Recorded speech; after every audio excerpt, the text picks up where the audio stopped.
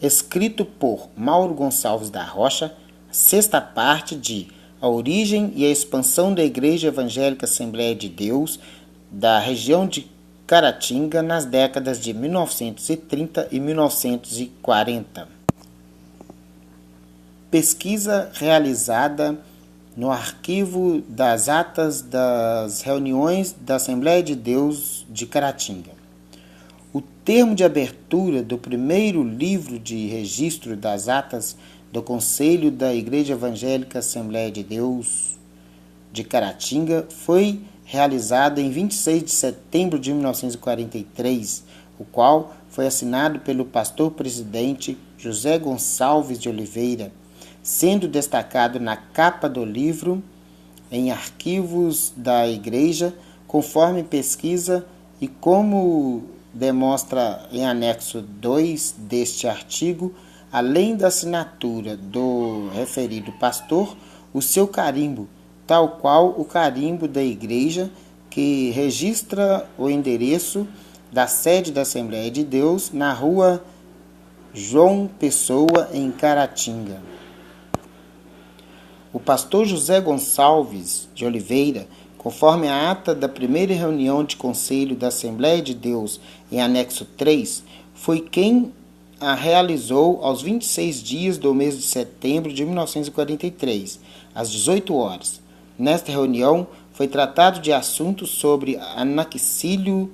Duarte Mendonça e Salvador Francisco. Anaxílio Duarte era acusado de rebeliar-se contra a disciplina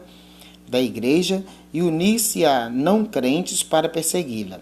e Salvador Francisco de faltar aos cultos há mais de 8 meses sem motivos justificados, o que não era tolerado pela igreja. Estes já haviam sido admoestados por várias vezes e chamados ao conselho, não tendo obedecido. Propunha-se sua exclusão. Entretanto, certo membro da igreja, de nome Dionísio Vieira, propõe dar mais 30 dias de prazo para que comparecessem e reconciliassem. Porém, no término da realização da segunda reunião do Conselho de Assembleia de Deus, em anexo 4, realizada no mesmo dia, ou seja, aos 26 dias do mês de setembro de 1943, às 21 horas, após o culto, apareceu Anaxílio Duarte Mendonça e, mesmo assim, pedindo sua exclusão incontinentemente, mediante tal atitude, e não podendo tolerá-lo mais, o conselho resolveu excluí-lo do rol de membros. A última ata assinada pelo pastor José Gonçalves, enquanto primeiro pastor-presidente da Assembleia de Deus em Caratinga, foi a de número 34, em anexo 5, que se refere à reunião do Conselho realizada aos 4 dias do mês de junho de 1946, em que se tratou do envio de uma comissão de visita a um membro de nome Maria Aparecida, que estava usando pinturas e namorando não-crentes, o que não era permitido pela igreja. Foi tratado também de assuntos relacionados a crentes que estavam ausentes dos cultos realizados pela Assembleia de Deus. A ata de número 35, em anexos 6, 7 e 8, já foi assinada pelo pastor Geraldo de Freitas, que havia assumido a posição de pastor-presidente. Ela é referente à reunião de conselho da Assembleia de Deus, realizada aos 2 dias do mês de julho de 1946. Pode-se dizer, então, que este foi segundo pastor a presidir a Assembleia de Deus do campo de Caratinga. Esta ata tratou de assuntos referentes a relatórios de visita realizada por uma comissão aos irmãos Antônio Luciano Soares, Geraldo Claudino Soares, Antônio José Soares e Claudino Soares. A comissão declarou não ter tido êxito em sua visita e assim ficou decidido que o próprio pastor a faria novamente.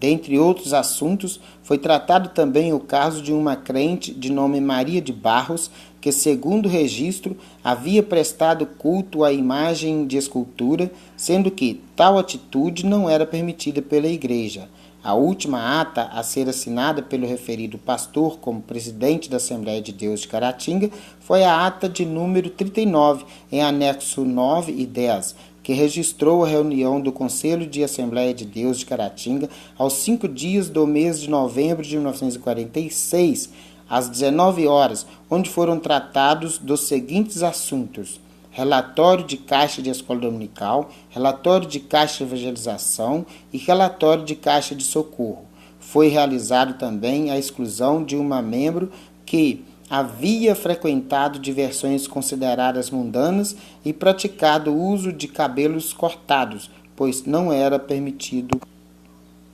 Além disso, foi excluído um membro da igreja que estava vivendo desordenadamente em contrastes com a doutrina da igreja. Foi tratado também o caso de um crente chamado João Dornelas, que estava desanimado na vida espiritual e frequentando futebol, sendo que a prática desse esporte era reprovada pela igreja, para o qual resolveram enviar uma visita que ficou a cargo do próprio pastor Geraldo de Freitas. Na ata de número 40, anexo 11, está registrada a reunião de conselho da Assembleia de Deus, realizada aos 3 dias do mês de dezembro de 1946, que foi presidida pelo pastor presidente, que agora era o pastor Benevenuto de Araújo, que veio a presidir a Assembleia de Deus até o ano de 1948, conforme escrito na ata de número 61, em anexo 12 deste conselho, que é a última ata com registro do nome deste pastor como presidente da Assembleia de Deus, pois a ata de número 62, em anexo 13 e 14, escrita aos 7 dias do mês de setembro de 1948, já foi assinada por um novo pastor denominado Geraldo Salles, que veio a presidir a referida instituição até 1950, quando José Gonçalves de Oliveira tomou posse como pastor presidente interino, conforme relata a ata do Conselho da Assembleia de Deus, de número 89, em anexo 15 e 16, da reunião realizada aos 2 dias de janeiro de 1951. Conforme a análise do que foi registrado por Ferreira, 2003, páginas 71 e 73, a Igreja Assembleia de Deus da cidade de Ipaba, Minas Gerais, é fruto do trabalho de evangelização realizado pela Igreja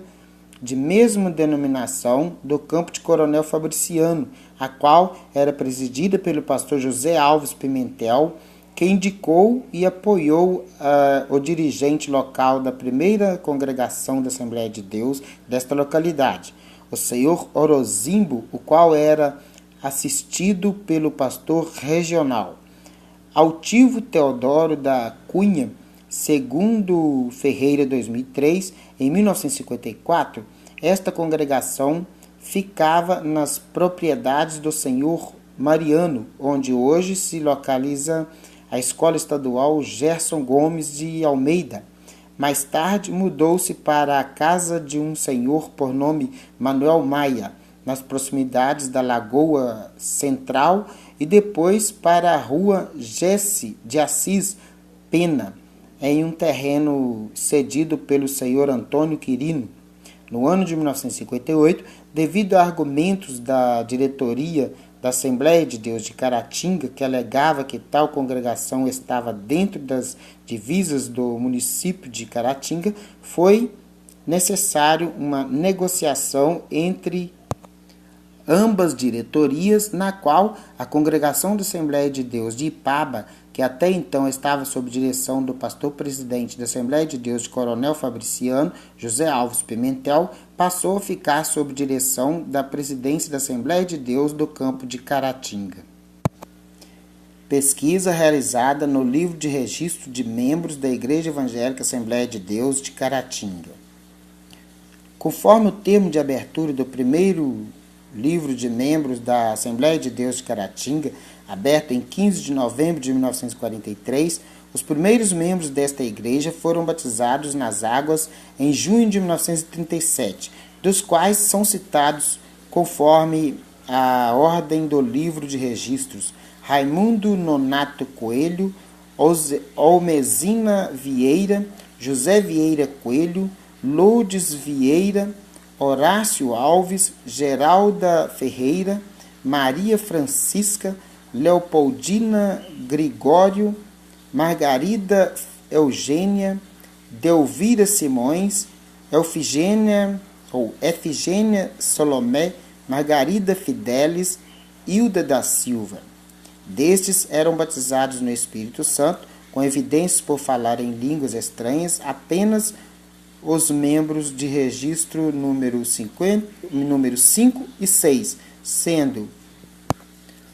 Horácio Alves, o qual era viúvo e exercia profissão de lavrador, e Geralda Ferreira, a qual era casada e exercia profissão de doméstica. Todos estes primeiros membros aqui citados eram residentes em Caratinga, com exceção de Raimundo Nonato Coelho, que residia em Galho. Este veio a ser excluído do rol de membros da igreja, vindo a reconciliar-se em 8 de 5 de 1944. Destes foram também excluídos Olmezina Vieira, que veio a reconciliar-se também em 8 de 5 de 1944. Efigênia Salomé, que reconciliou-se em 1943. Margarida Fidelis, Maria Benigna, Havana Fidelis e Hilda da Silva, esta excluída em 15 de 12 de 1944, após permanecer membro por um período de 7 anos e 6 meses. Estes registros mostram também que se tornaram membros da Igreja Evangélica Assembleia de Deus